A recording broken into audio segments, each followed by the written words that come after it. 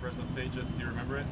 Yeah, yes. They've added some stuff though. They got like their own team meal room now, which we didn't have, so that's nice. We used to have to walk like probably half a mile across campus, go to the resident dining hall, but they got their own little meal room now, so it's a pretty sweet setup. There's a new number in the building, right? Yeah, yep, new number. Yep, there's a new number, but all that was cool. It was a dream come true. That whole thing I've thought of since I was a little kid, so that was really cool. Derek, Marshawn sits out a year, hasn't played since 2015 nationally. I think everybody's dying to see what he's going to look like. It's kind of uncharted territory for a guy to do this. What do you think we're going to see? Someone who's fresh. I think anybody with a year off from football would bode well. It's hard on your body, especially with the way he plays, and he plays running back.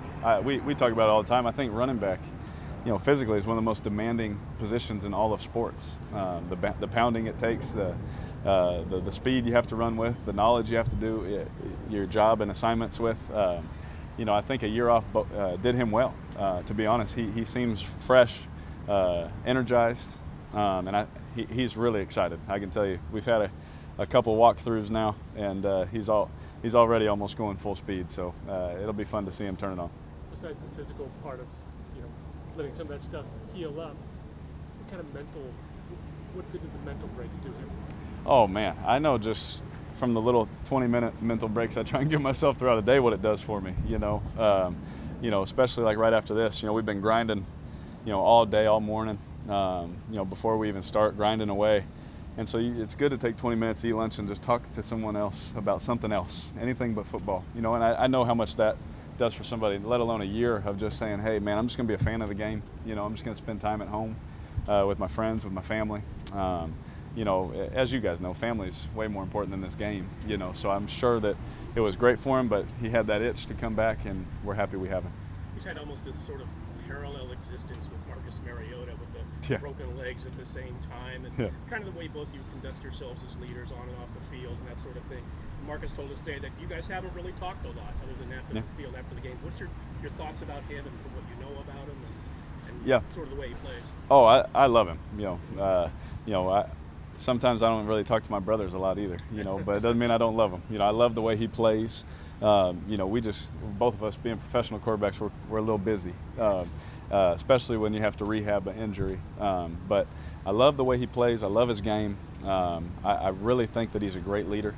He's very poised, very accurate, very mobile, makes great decisions, obviously, especially in the red zone.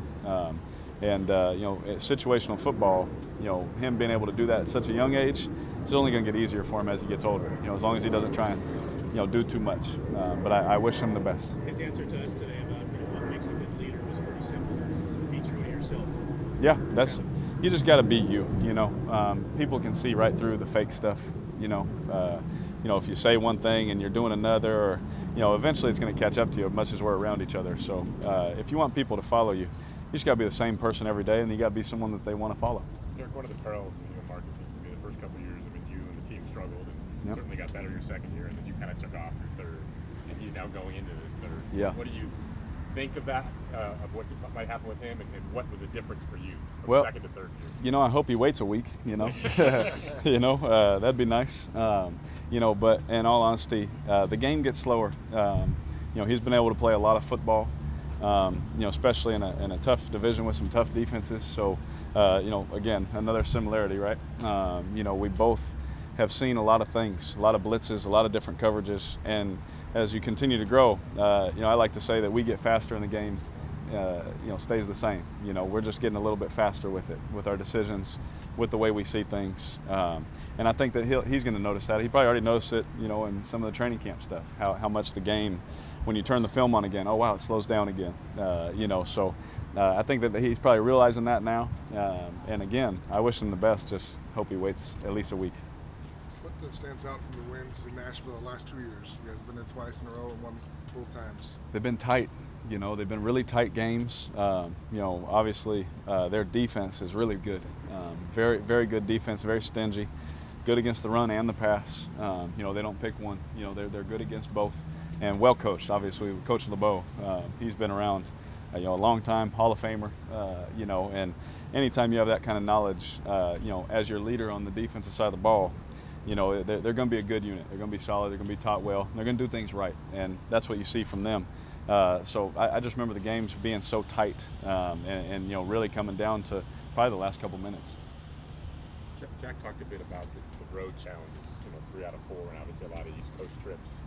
How do you, as a player, what can you do? Have you changed your routine at all, given the unusual, the heavy travel demand? You know, I haven't. You know, I probably changed the most from my first year to my second, and from then on, you know, 99% of it stayed the same. You know, what did you change? Goodness, go back 3-4 years. The way that I, you know, hydrate, the way I eat, the way I try and get my rest. A lot of things. You know, you have to do the right things for your body so that on Sunday you're at your peak performance. You know, so all of those things were important back then, and I've stayed with my routine. You know, I just trust the process that was laid out in front of me. That, you know, I trust the people in this building to tell me what's best for us and for me individually, and I just trust that. And you know, so far it's worked for us. And then again, they'll come to me and say, hey, let's make a quarter turn here, a half a change here, and so, you know, whatever it is, you know, we just try to do that along the way. You didn't play in the final exhibition game, but in the second quarter, you chose to take the field when cornerback for the Seahawks, DeAndre Elliott, was injured. He was on the card, and yep. You weren't supposed to take the field that day, but you did. Yes. That moment, you talked a little bit about being genuine and who you are. I guess why did you go out there and do that? No doubt. That is something I've done since high school. I did it in college. I've done it in the NFL. Everything outside of the whistles now is seen. You know, more so now than ever. And so that's just something I've always done. Just being there for somebody because I've been there, kind of a thing. You know, it's a hard feeling, especially when it's a serious thing. So you just try and be there to give any kind of support that you can. Did you just say anything to him in that moment? No, I just prayed for him. I didn't say anything to him. I wasn't going to bug him. I just prayed for him.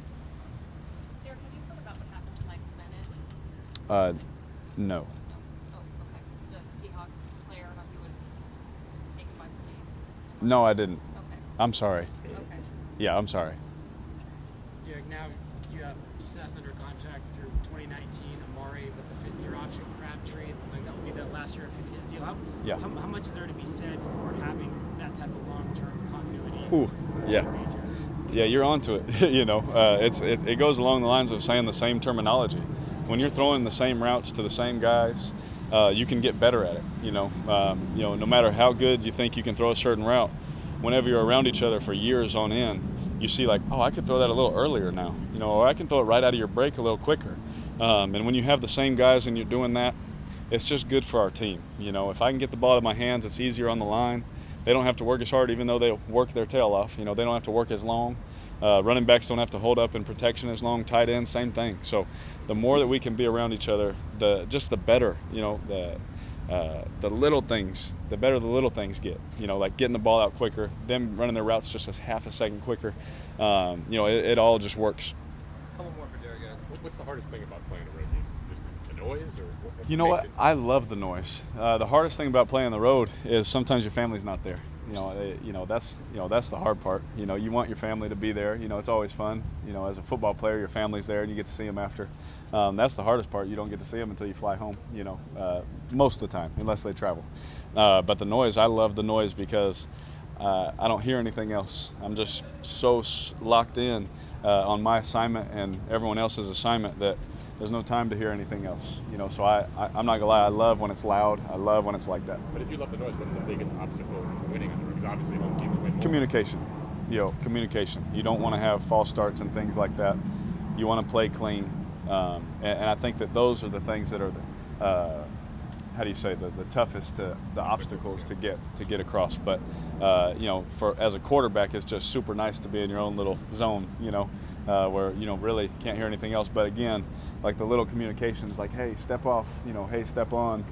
Like little things that you can do at a home game. On the road, it gets a little tougher. You went into the season as 7-9 last year, the team that everybody thought was on the come to do something. Went 12-4. Now you're going in as a 12-4 team. Do you feel a difference? You know, I would say just our confidence has grown every year. We'll never be an arrogant bunch. You know, that's for sure, as long as I'm here. pride comes before the fall, and I'll never let that happen here. But we are a confident group in what we can do because of the work we put in.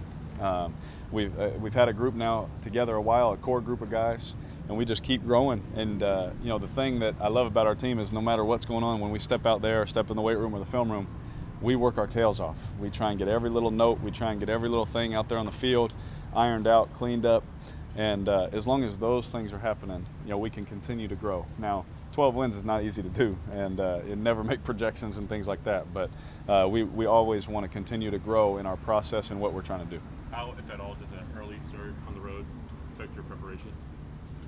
My preparation stays the same, no matter what, whether it's, a 3-4, 4-3, a lot of sub, a lot of base defense, whatever coverages they play, however the game's going, whatever. I've stayed true to my process since my rookie year.